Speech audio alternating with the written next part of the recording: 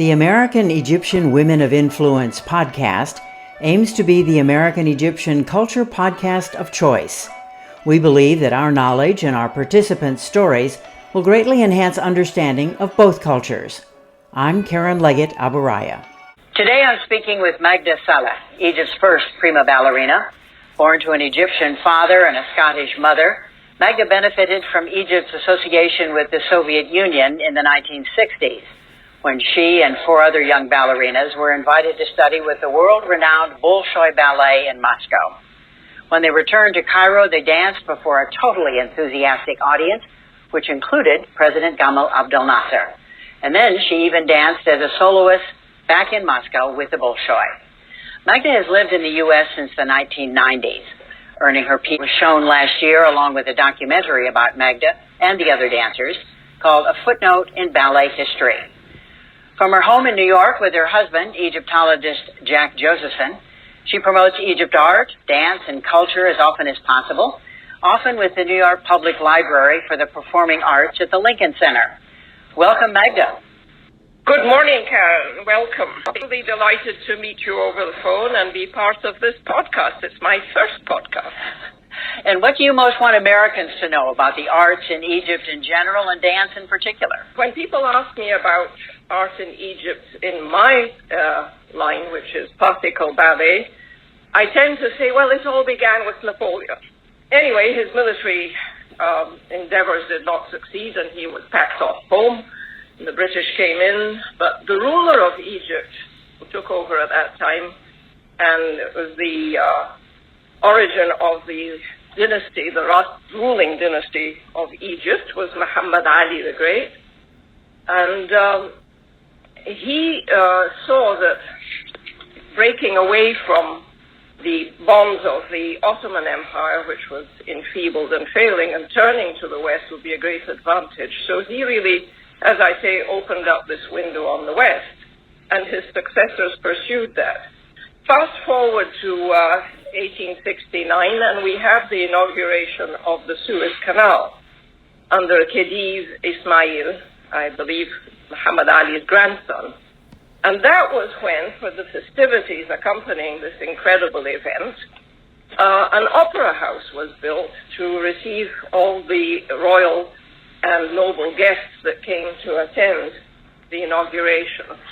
And you may know, and people recall, that the Verdi was commissioned to compose an opera, Aida, with an Egyptian theme. The opera was not ready for the inauguration, it was only performed a couple of years later. So the opera was inaugurated with Verdi's Rigoletto, but also with the thought of performing in my brief career as a ballerina. Let's actually come up to the 1950s and 60s when ballet was sort of again revived. It's a classical Western art, and you explained how it became important in Egypt in the 19th century.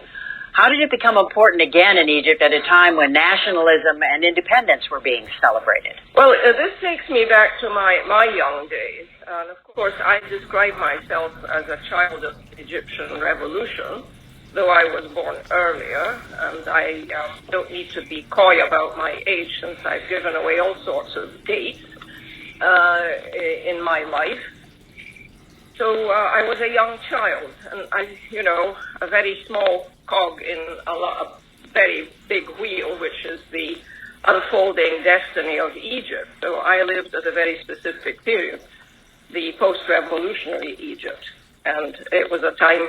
But the arts in Egypt, with the creation of the Opera House and other theaters in other cities, like Alexandria and Damanhur, well, the arts were performed continuously. And of course, Western influence was paramount. So there was theater, there was opera, there was music, there was ballet, and any other kind of activities. So there was a vast audience in Egypt, very cosmopolitan, many foreigners who had settled in Egypt, which was a real boom country after the creation of the Opera House, the Suez Canal especially, for these arts. and it was foreign troops that came. With the revolution came the creation of a Ministry of Culture of Egypt.